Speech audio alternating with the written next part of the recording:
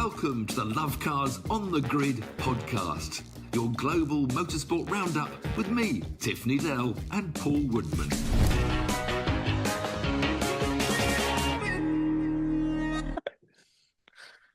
Well, welcome to Lovecars on the Grid, where today, as always, we're heading off around the world to find the most entertaining motorsport from last weekend, including the World Rally, and the stars been bouncing around all over Sardinia. MotoGP was at the home of the Marquez family, and the boys didn't disappoint. The hypercars were testing at Le Mans ahead of this weekend's race. Fast Freddie Slater just keeps on winning. NASCAR took on the 2-mile Michigan Speedway. It was Camaros versus Mustangs at the Wanneroo Raceway down under. But for a change, Tiff, we're going to start at the home of back here in the UK, because it was a thrilling weekend at BTCC at Thruxton, and of course heroic racing with Isle of Man TT. Before we go into that, though, because we don't often start at home, it was always normally Formula One. Anything in the news from you this week or this weekend? Not a lot, except for the disappointing news that Lance Stroll is apparently going to try and race. Not surprised, he had his home Grand Prix, he'll then pull out after FP3 or whatever, and then nobody will race. I understand that for Lance. I mean, it's his home country, you know. I'm sure he'd put a plaster on his wrist if he had to race around there. But it's a bit of disappointment, obviously, for Drugovich and Van Dorm, but still, they're busy at Le Mans.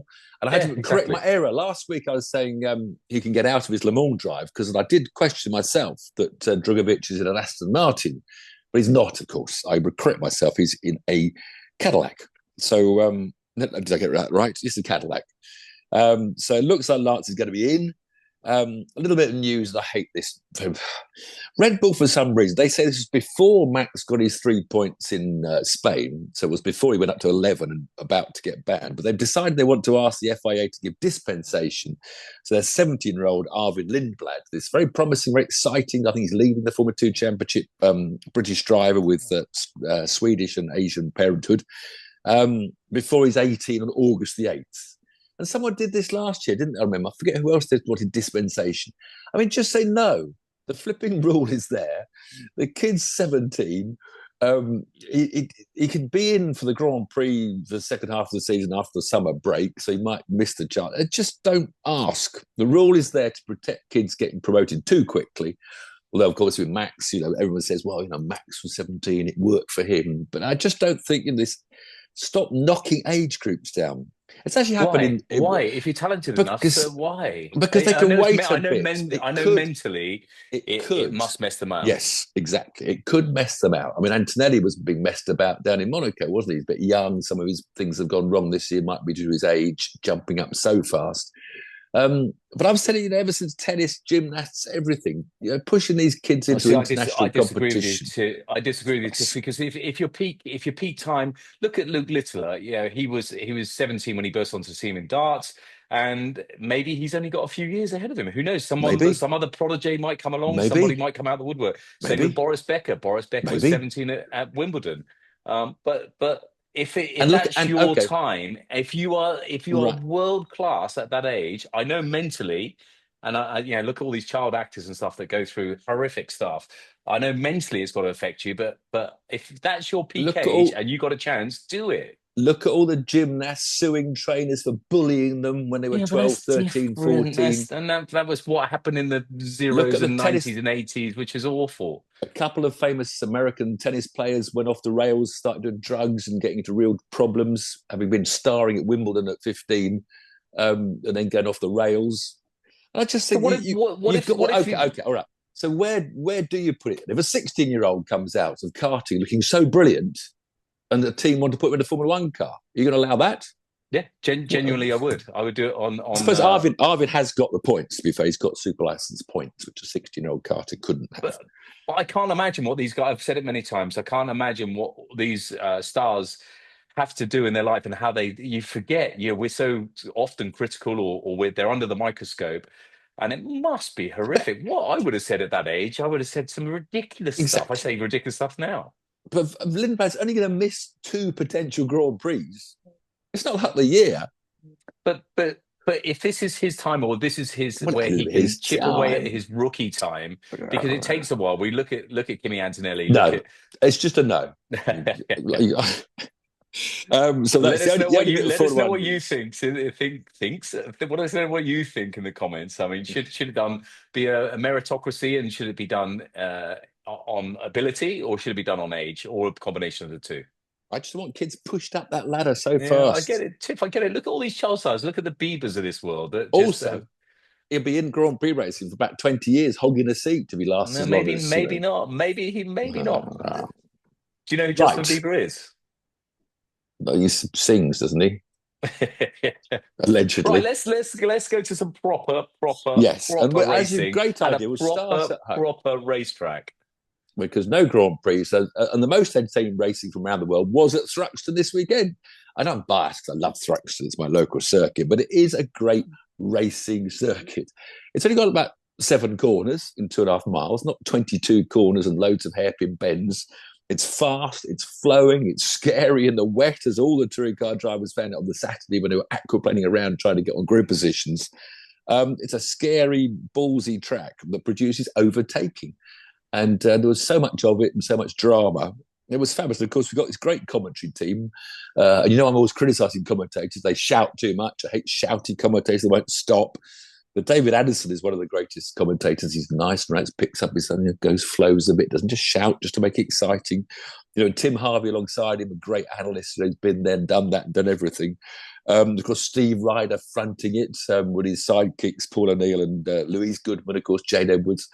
Of course, we're losing Steve. Steve's walking away from it all, I think, in a couple of races' time. I don't know when. I don't know who's going to replace. Very hard man to replace. No, I wouldn't want the job. Two big boots to fill. So it's presented really well. I've got to say, he is exceptional. But I got to say, you do a great job. They could do a lot worse than put you in for the rest of the season. Have a go anyway. But yeah, so it's greatly presented. Like MotoGP is another one that's right up my top of my list of commentary teams.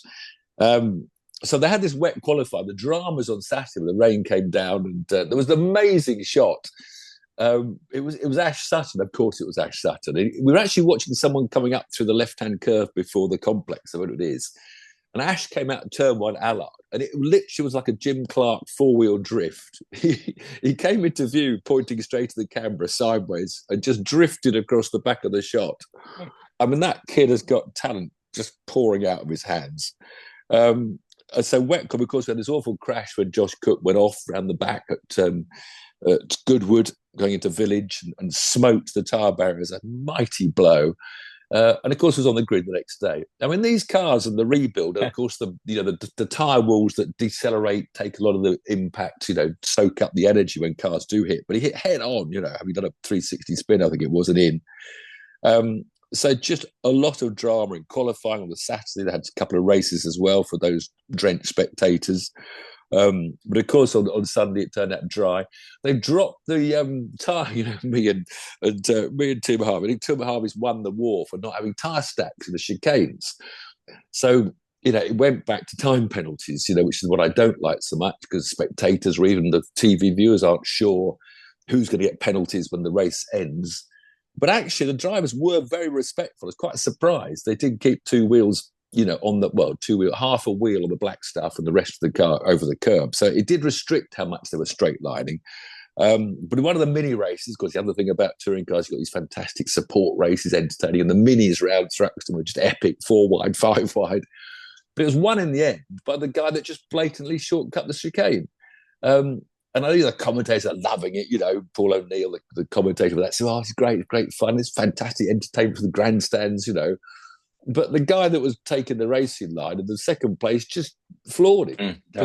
Completely straight line the left hand. And he wasn't pushed there. There was still room. He could have, muscled side by side with the leader. And then straight line the second bit as well. He was shot out and won the race. So, that is the negative side of it. Unless they turn around, which I haven't heard that they did, and sort of reverse the position, which they should have done. I don't think they did reverse the position. But there was that temptation with that tyre stacks to do that. But anyway, time penalties it was. And of course, the track looks much prettier. When they go through the corner and obeying the regulations, it actually looks great, because they're staying with 2 wheels on the track. Where else they got tyre stacks in the UK? Donington, Mallory, not Mallory. Yeah, they kept them at Donington. It's always chicanes. I mean, chicanes are the nightmare. S-bends, where you wait. Stetson, I'm rubbish with corner names, but Stetson must be about turn 7, I guess, where the left-hander you go left, left, left around the inner sort of I don't bit know the there. inner bit. And There's no tyre stacks there, is there? there are there. There's a big tyre stack on the left-hand side there. Well, not a big tyre stack, but a tyre stack, yeah, on the inside. Anyway, so yes, a couple of facts about Thruxton. Fastest circuit in the UK. My mate told me that. In terms of average speed, and also lap record, Damon Hill in a Williams Formula One car. Not official lap record, unfortunately, because I have, as every one of the 8,000 plus people that I've now taken on a passenger ride in a BMW M342 at the moment. It's in my commentary. Damon Hill came down here at 170 miles an hour, didn't even lift off. And he went on to average 147 miles an hour. But he wasn't even demonstrating his Rothmans Williams Grand Prix car back in the mid-90s. So it's not official lap record. I expect Thruxton to put it up. But it is that lap time that is still so epic. And how is that new bank, the viewing bank? Look good on telly. I haven't been up to see. I haven't seen any comments about how good it was on the internet, but it looked wonderful. You see all the cars braking for the chicane. This wonderful high up view of all the spectators up on the fence. So it looked great. I mean, they've done so much effort at tracks, as I know. I suppose all the other tracks do it. But Jonathan Palmer, has completely made over Campbell Park, for instance, when he bought it. And Jonathan does a fantastic job as well of tarting up the circuits. But yeah, trucks look great, all the curbs, all nice and clean. And then just this fantastic racing. Race 1, Tom Ingram went round the outside of Ash Sutton into the chicane, to the roar of the crowds, didn't straight line the chicane, stayed within track limits, went on to win the race while Ash Sutton dropped back a bit. Race 2, Ash Sutton from fourth on the grid, I think. Yeah, dropped to fourth. Incredible start. Just disappeared. Front wheel drive. Yeah. Opening lap though on coldish tyres, they'd warmed them up on some of the lap, but an incredible cold tyre opening lap to just pull out 1.5 seconds. And Tom Ingram came second. I mean, Tom Ingram really had the best weekend points wise. He's quite talented. He'll end up doing presenting. There's no question. He's actually quite talented, whether you like him or not. He's actually quite talented at public speaking, and he does his little videos and stuff.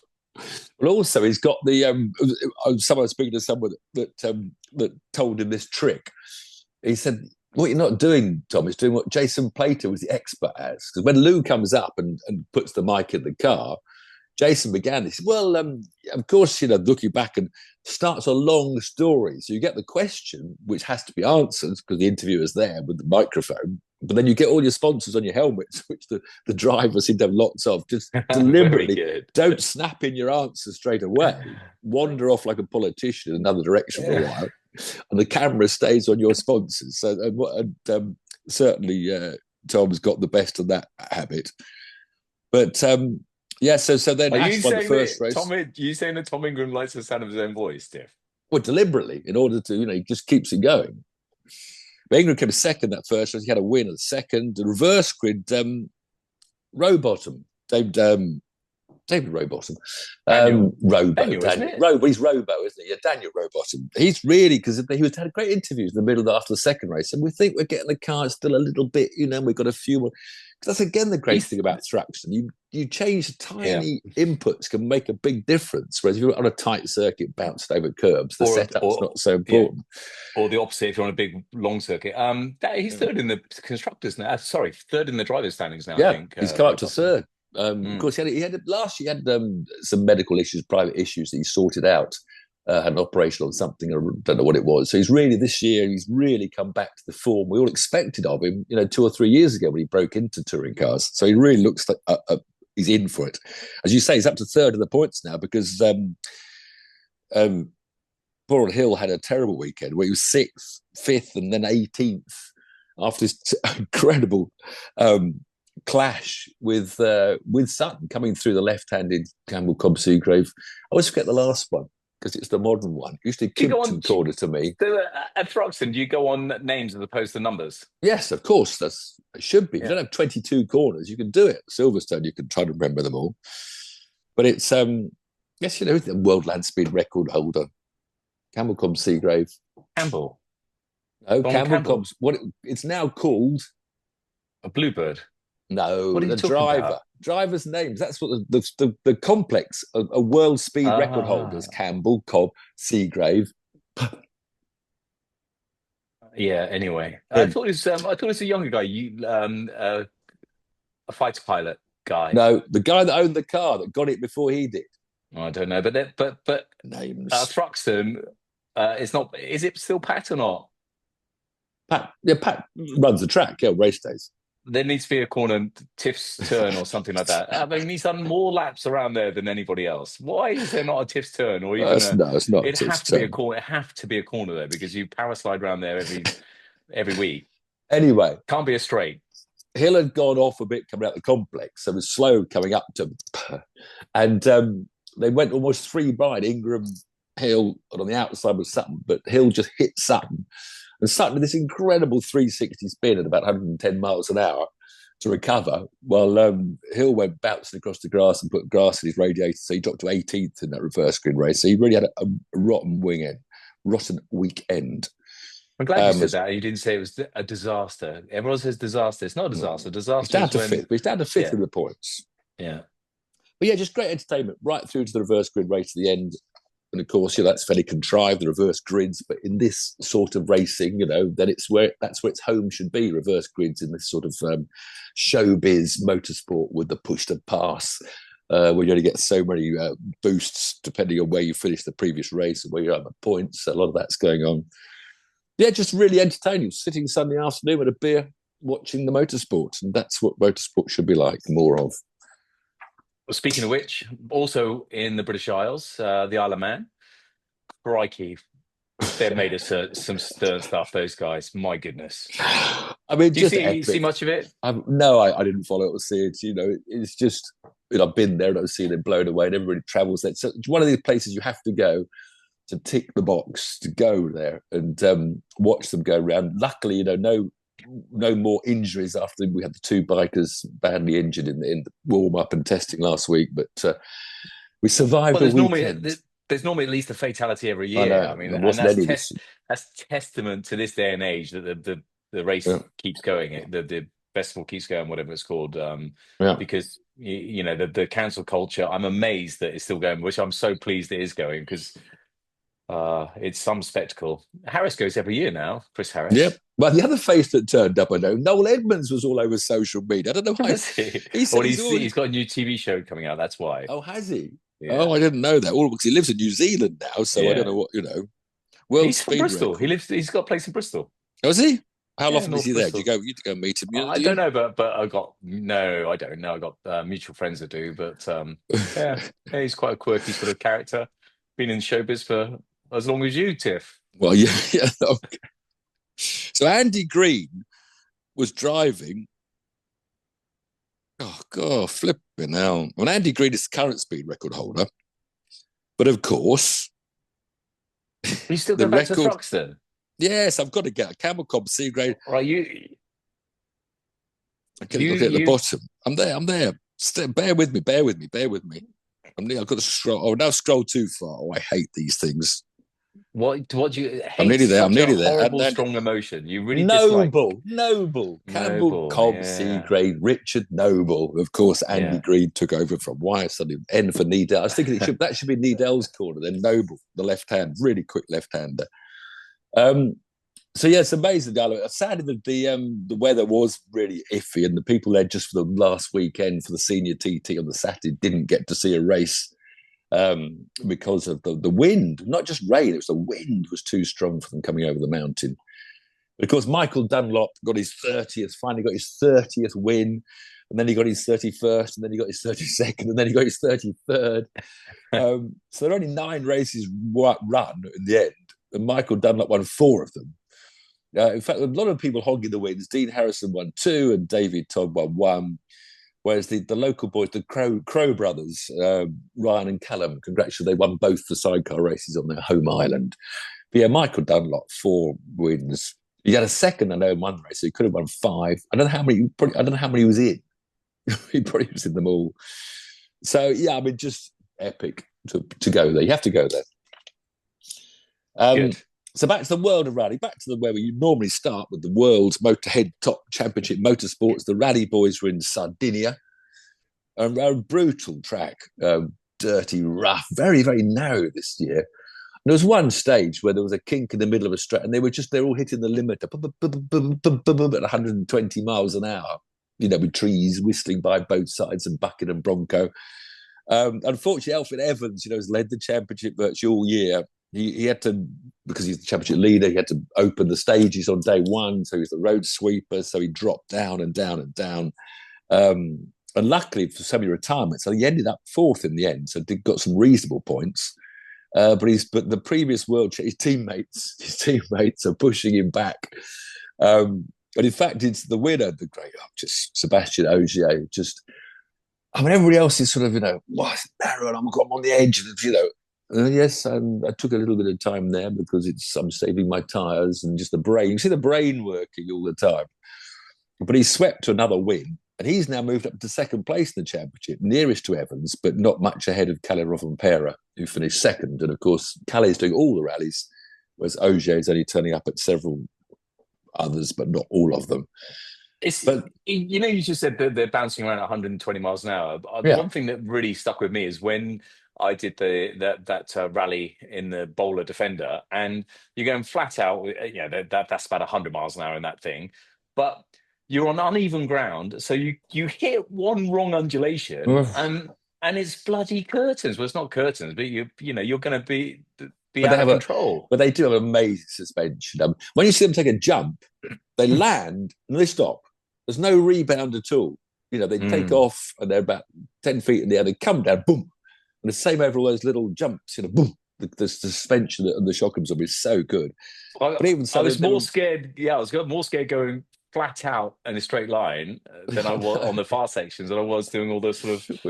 There's time for your brain to wander. That's the thing. The corners, you're concentrating on the corners. Once they're straight, I should relax now. Oh shit, there's a tree there. Oh god, there's a concrete bunker. Oh, flipping up. But they were ripping off wheels left, right, and centre on these narrow stages because you get your line slightly wrong. In fact, on stage 2, all 3 of the factory Fords crashed out. All 3 of them. So they were only coming back on day 2. They still stayed in the results and still got some points out of days 2 and 3. But yeah, 3 Fords went out, and it's just when it gets tough, the Toyotas are still the car to have. There are 4 Toyotas in the top 5. In fact, the 6th place car was a WRC2 Toyota. So in fact, they had 5 out of the top 6 because the winner of the WRC2 class was Oliver Solberg, who finished 6th overall. Such was the damage and the retirements above him.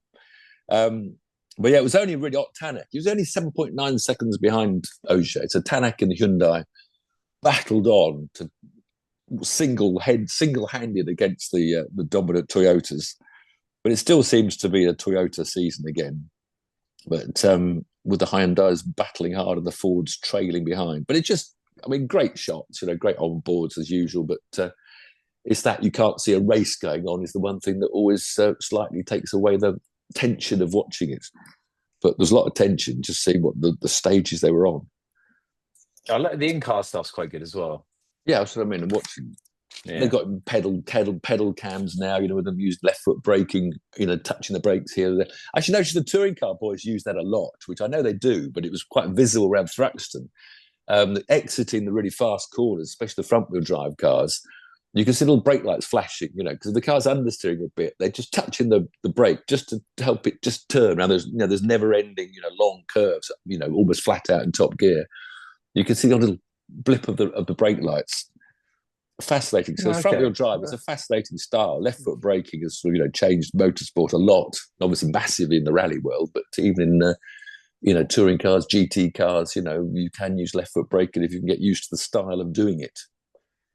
So of course in Formula 1 cars they got no alternative single seaters like that because it's like a go-kart. You've just got the tunnel between you.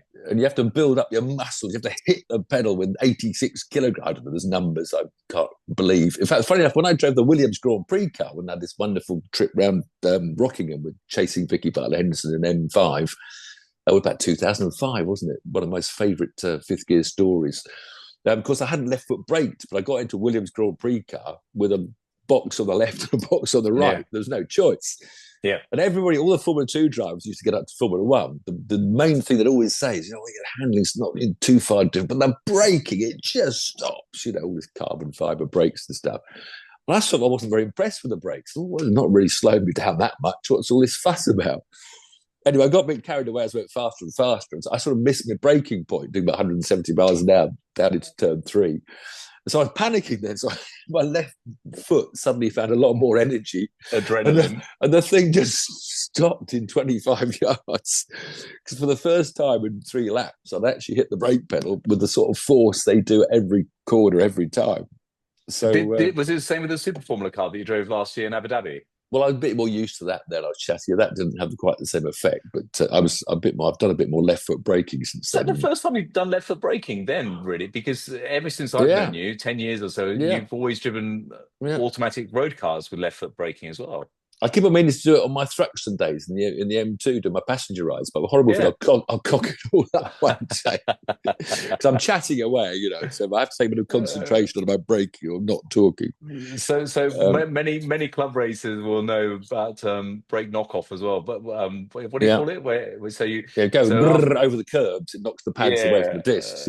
So at the end of a fast straight. You give it a quick tap the brake with your left foot to keep your foot on the accelerator because you don't want to decel too much, just to make sure those brakes are there and they haven't sort of expanded.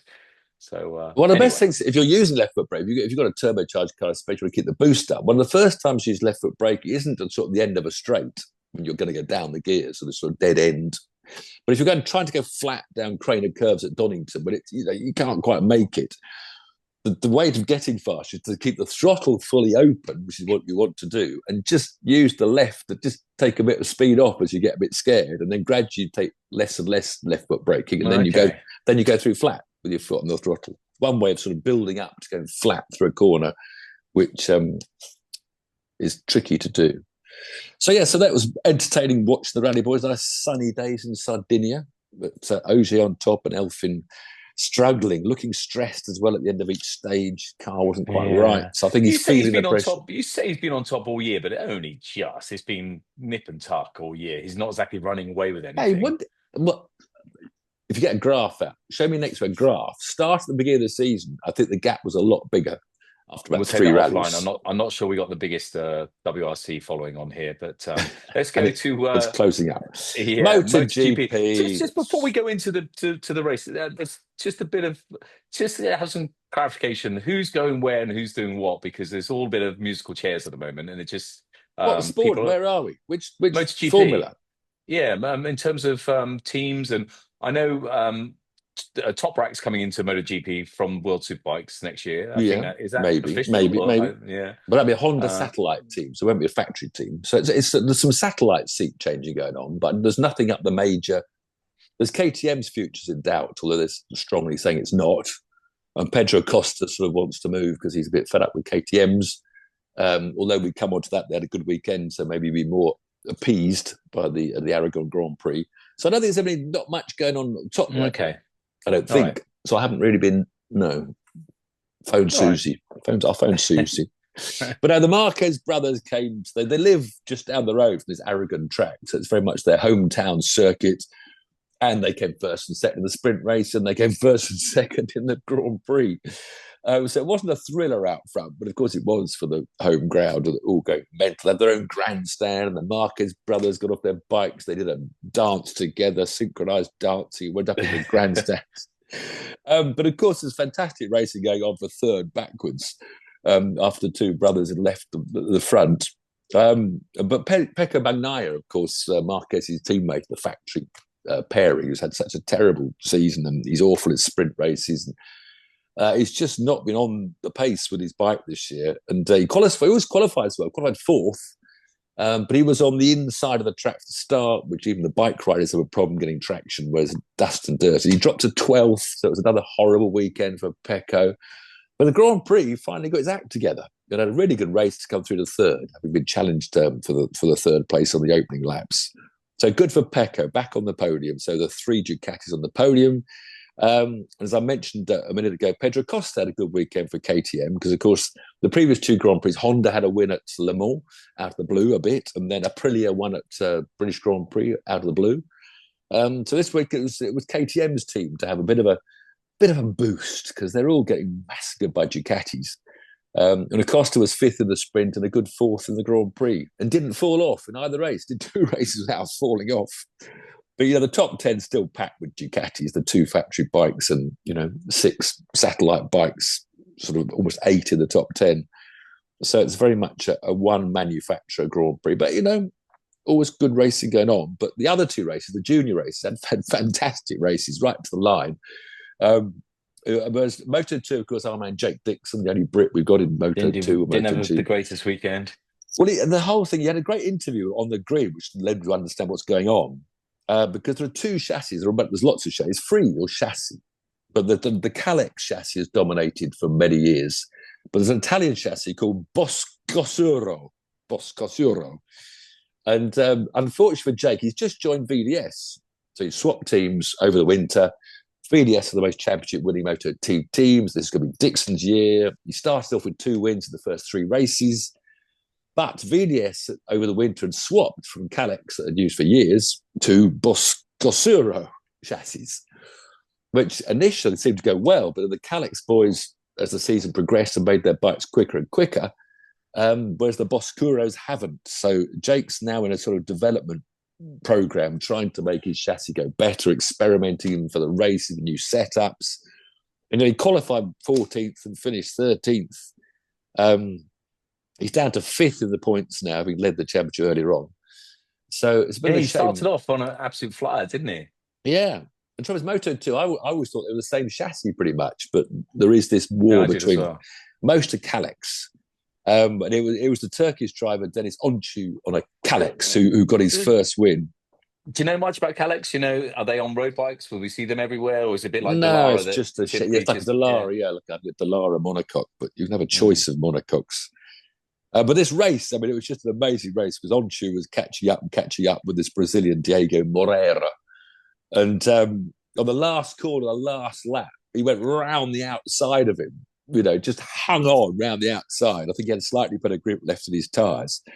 And then he's on the curb and they're heading for the finish line. And he comes back off the curb and they're banging elbows, him and this other guy, so close. And he just kept him. He won by 0.003 of a second. I saw 3,000. It must have been half a tyres. I don't know how close that is. Yeah, less. Yeah. And in the Moto3 race, and almost a replica of that. That was the 30 went before Moto2, where David Munoz got his first ever win. So that's 2 first ever wins. Coming up the inside of Max Quies and won by 0.05 of a second on the run to the line. So, in fact, Moto2, there were no Spaniards on the podium at all because it was Turkish, Brazilian, and then Belgium was third. So, whereas the normal Moto3, all 3 boys were Spanish on the podium. Scott Ogden had a good race. He was hanging at his 12th, but he hung onto the front pack for about half the race before dropping away. So it's a perfect setup, though, isn't it? They all year round weather, decent weather. They got the tracks, they got the facilities. It's the place to be for 2 wheels. I tried to watch the Red Bull rookie race first out in the morning, which was always quite fun, but the commentary is so shouty and awful. The 2 commentators shouting over it because always there's about 3 bikes going for the line at the end. And I almost couldn't watch. I had to get the controller to turn the volume to mute it because they were just shouting and screaming. I know, hello, I'm watching the picture. I can see what's going on. But what if it's going on radio as well and you're not watching the picture? Well, if that's true, which I 99.9% don't think it is. Even though I was on a radio, you wouldn't understand what was going on because he was screaming so much. Sorry, commentator. But, you've got to say what you think. If you're going to get changes made. Sorry, what was my new nickname? Stealing the Joy. What was it last week? Thief of all joy. Thief of joy. No, sorry, there's a saying there. Comparison is a thief of all joy. That's the saying, which I love. For an ex-girlfriend, you say that. Comparison is a thief of all joy. But somebody said you are... thief of joy, or a thief of joy. Yeah.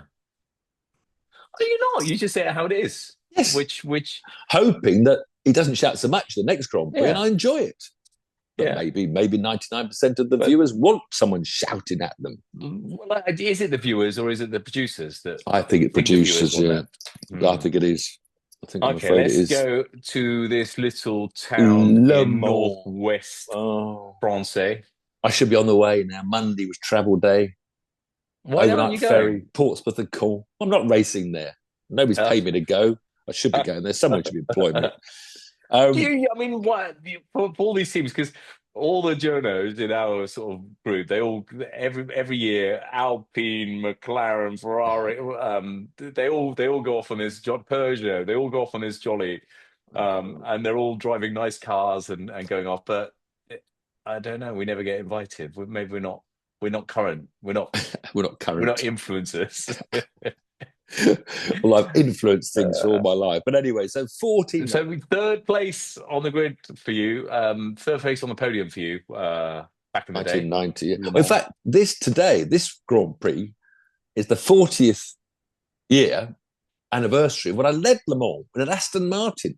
I told Aston Martin I should be entertaining their corporate guests, but apparently they don't want to admit that this little MK Aston Martin, driven by Tiff Needell, led Le Mans briefly. But we led nonetheless at the beginning of the second lap. How long did you lead for? About 5 laps, I think. It was. Amazing. We did jump the fuel by not. I was running a genuine third after 45 minutes when most people come in for fuel. But it was the year when they'd cut the fuel. The Yost Porsche one, Barilla in it. My mate Barilla Paolo. But it was the first year when they'd cut the fuel allowance down. So a lot of the professional teams with 3 professional drivers did drive a bit slowly early on. But I was just flat out. I'd qualified 11th. And I was overtaking Jackie Hicks and Derek Bell and going down the straight flat out. This little MK Aston Martin. But I got to third. I was shadowing the front two. They were only about 5 seconds in front of me, and I was doing the same pace as them. So when I pitted, my team manager had this brilliant idea of only half filling the MK, because that it used to take a minute to fill. That was the regulation slow fill, so you didn't rush your refueling. So we only fueled up 30 seconds instead of a minute. So I went out then, and of course, by the time when they all pitted, I led Le Mans. That's absolutely amazing. And what year did the Mulsanne Straight get the kink in it? The kink or the chicanes? The chicane. 1990 was the chicanes when I was on the podium. So you raced with and without it. What was it like without it? Much better. Like flat out? Much better. Not nowadays. Whistling down the Mulsanne Straight. Oh, actually, nowadays the cars are safer because the camber of the road. So trucks used to put dents in the lines, but of course your dents were wider than, so you'd feel it, and you'd edge it to the centre of the road. Because as soon as you go across the centre at 230 miles an hour, the thing would rush down the camber. Oh, okay. So is it like the movie, Le Mans movie, where you pull alongside and you want to overtake? Then change down alongside and then change down the gear and you pull off. Who's won the most Le Mans?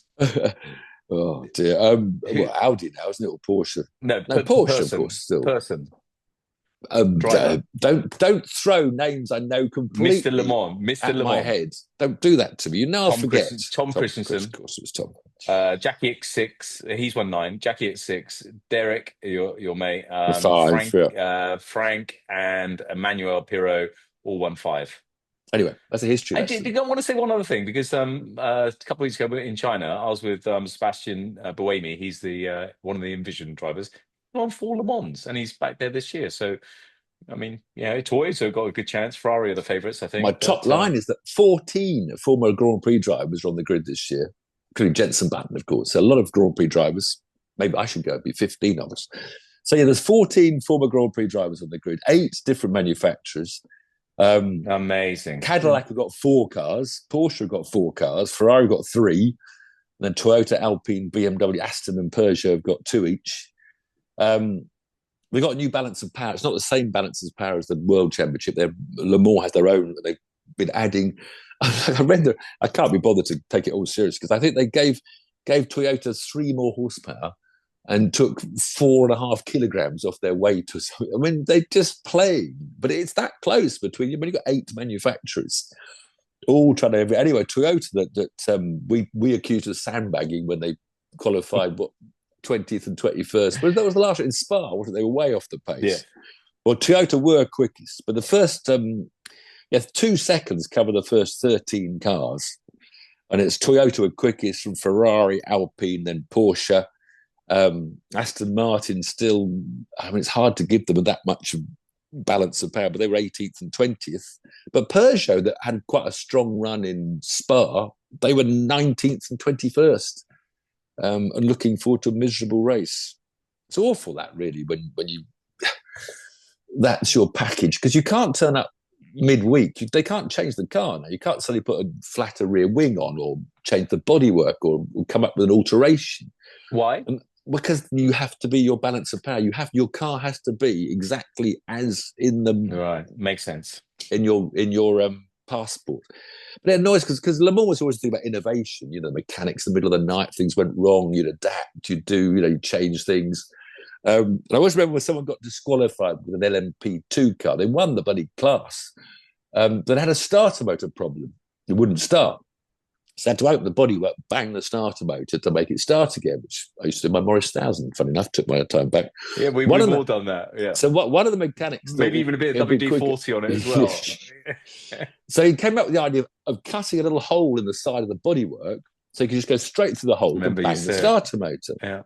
And they got disqualified for amending their bodywork away from their stipulated spec.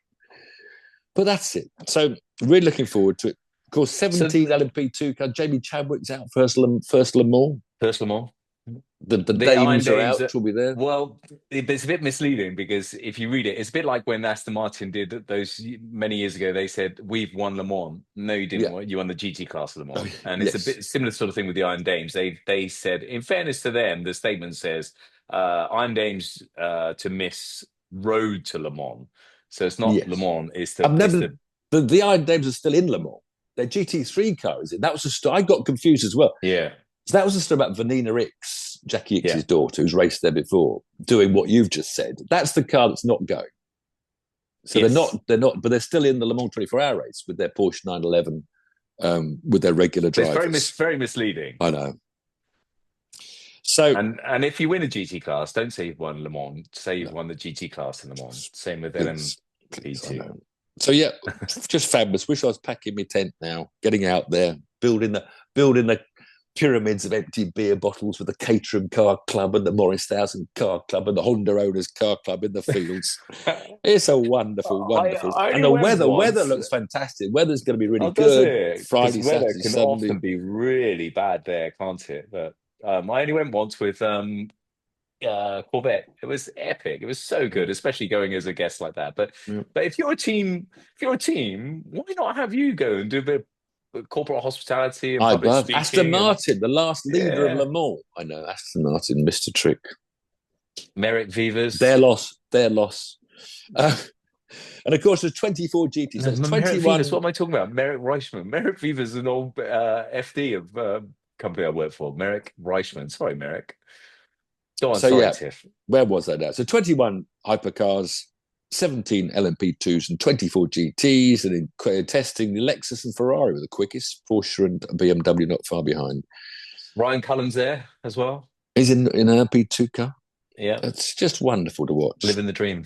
So that's next weekend. Last weekend, also staying in Europe for one more, just to catch up with our fast Freddie Slater, who we believe is going to be the next British Grand Prix. Well, Lindblad may well be the next British Grand Prix driver. We were at Freddie's going to get there one day. He was at Zandvoort doing the Frecker Formula Regional Championship, had a win in the third place. He's now top of the points. So Freddie's leading the championship, his main championship, and of course he also, when he can, doesn't clash. He'll do the GB3 races as he did at Spa. I was just going to say, it's important to realise that most of the youngsters doing that are full time, and he's the OJ of the group that he's not doing full time, pretty much full time. Very, very talented, and a super nice well balanced lad. I hope it continues like that for the rest of his career. So that was all for Europe. Pop over to America. NASCAR, Denny Hamlin won the Michigan 400 miles, however it was. Amazing track, 200-mile-an-hour track, 2-mile super speedway. The restarts were scary. The most exciting time was restarts. They start going 4 wide and bashing into each other, and they stretch out the end. A bit of fuel mileage run towards the finish, but still a tense finish. But Denny Hamlin won. Kyle Larson was 5th. Supercars go down under. Our final little catch up on last weekend. Who came out victorious in terms of, Wanneroo, because there's only two, isn't it? There's only Camaros and Mustangs now, Ford Yep, and just Chevrolet. Camaros and Mustangs. There was a good story. The first race was actually won by a Mustang this year, but by a 21-year-old Kiwi. It was his first win, Ryan Wood. So I bet he's chuffed. But then really, Brock Feeney dominated the second two races to win in his Red Bull Camaro, which he's moved up to the top two of the points. He was down in third, but he's now much closer. So it's a tight fight at the top. That's a proper racing driver's name as well, isn't it? Brock Feeney. So that was it from around the world. But yeah, touring cars in Britain, unbeatable for entertainment, really. Watching out. Do you know who? Oh, no, I won't go there. Brock. What's coming out of your head now? No, what is coming out of your head? Brock the Rock Landhurst was in Boogie Nights. He was a character there. You don't have a clue what I'm talking about, do you? No. But Brock Feeney is a very good racing driver's name. I'm very jealous. What I'm hoping for is we're not quite famous enough. But have you seen these little childish? Are they a meme? I don't know what they are. Oh, they're horrible. They're great. They're lovely. Stop it. You can just do one on AI now. Oh, what you and me have one of those. You and me sitting talking rubbish to see what we'd look like as children. But the Clarksons, the interesting thing, they use the real words, real voices. They clip out of a story. Are they allowed to do that? It's so sad now. So when you put something on Instagram and various social media, what you often don't read, or what most people don't read, is the terms and conditions. In the terms and conditions, you can choose whether people can rehash and reuse your content, or whether it's exclusively yours. So I don't know the answer to the Clarkson one, but no, AI is going to be awful for this generation and the next generation, because you don't know what's true and what's false now. In a couple of years, I'm sure people say you can do it now. We can just put our subjects together, and if we speak some words, it'll just do it automatically for us. So save us every Monday. But this AI isn't replicating what you look like. So it's obviously not I know, but it can. I know it can. I agree. I don't like that side of it. I saw a film, a trailer of a film that was all AI. Just incredible. Whole dance room, band playing, people dancing, just sort of an example of what AI can do. Yeah. But it's almost impossible to tell. And that's now. My new mug from China. Chinese people won't ever be a Saints mug, will it? Reading that are going to be laughing their heads off because it's from a massage parlor in China. What does it say then? Does it say massage parlor? I don't know, but let's be careful. You might have just insulted half the world with that. No, because I went to have my feet done. I went for what were you thinking, Tiff Needell? I went to have my feet done. You don't know what it says on that, do you? Eh? Oh yeah, that's true.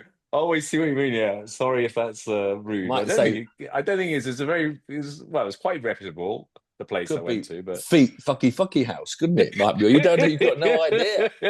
Foot fuck parlor. I've just insulted 1.3 billion people. 1.2 billion. Next weekend. Can we end now? I've gone a bit red. Much on Le Mans, obviously, but of course, Le Mans always clashes with the Canadian Grand Prix, which is a brilliant Grand Prix, proper racing track. Good, really good DRS overtaking possibilities. Great chicane at the end of the lap. The ladies are there, the girls are there. The Formula 1 Academy is supporting the Grand Prix in Canada. IndyCar's at Madison, which used to be Gateway, but I think it's still Gateway, but maybe it's Madison, so that'd be correct. IndyCar track. World Superbike's Misano. And NASCAR going to Mexico, the old Mexico Grand Prix. I don't think they use the whole Grand Prix track. I don't know which bit they use. I think maybe they do use the whole Grand Prix track.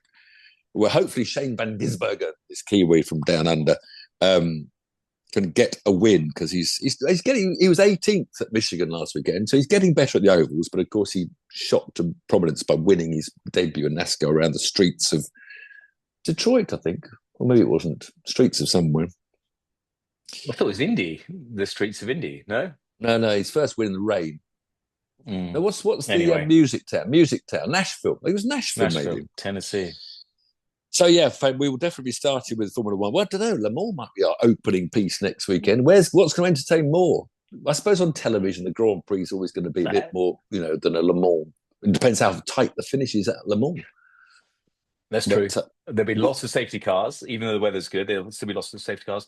Quick question for you: Is Jim Clark the best? Is he the GOAT of all drivers? Of the course. greatest of all time? Of course. Who would you rate second and third? Schumacher, Senna, Hamilton, or Verstappen? Fangio, Hamilton, Would you? Moss. It's a natural talent. Really? Wow. So if Moss was Fangio, around Moss. in Lewis Hamilton's era, Lewis Hamilton wouldn't have won 7 titles. No, Moss would have Wow. beaten him. Moss would Wow. have beat everybody. Just skill. But are you saying Natural. that because you're old man shouting at the crowd or the clouds, or No, I just genuinely?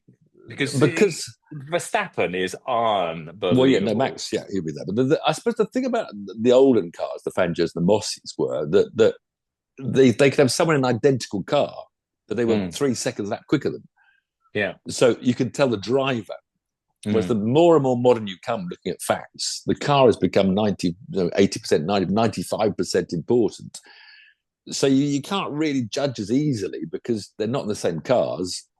So, is Red Bull winning it for Max, or is Max winning it for Red Bull, or is, now is the McLaren drivers, if you put Max in a McLaren, will he blow the others? Well, you'll never find out. You won't find out. Fangio will get into all sorts of cars. Yeah, I think last time they did it was they did it in what were they? C-Class Mercedes, I think, at Brands Hatch. It was in the wet. Senna, Moss was there. So Senna was a rookie, and he had Moss, Jackie. That was at Moss, wasn't it? It's Sterling Moss. I'm sure he was. The Mercedes, the Senna one was the Nürburgring short circuit. Was it? Okay. Yeah. Was it? But they were like C190s or something like that. Yeah. Okay. Saloon cars. And he was. Yeah, but do you know, I wouldn't have Senna or I grew up watching these guys. I went to Schumacher. I've seen them both live race, but I wouldn't have Senna or Schumacher as the GOATs. Everyone says Senna. They all have their Senna's tribute helmets at every single Grand Prix. All these youngsters. I wouldn't have Senna.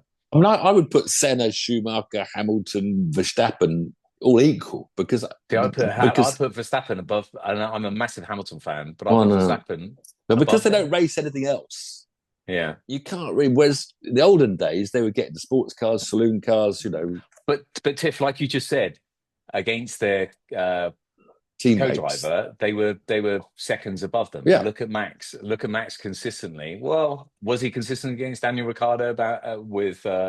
Not really. He wasn't anywhere near as dynamic. Anyway, that's the debate that we'll go on now. Why have you kicked that one off? Where's that something come from?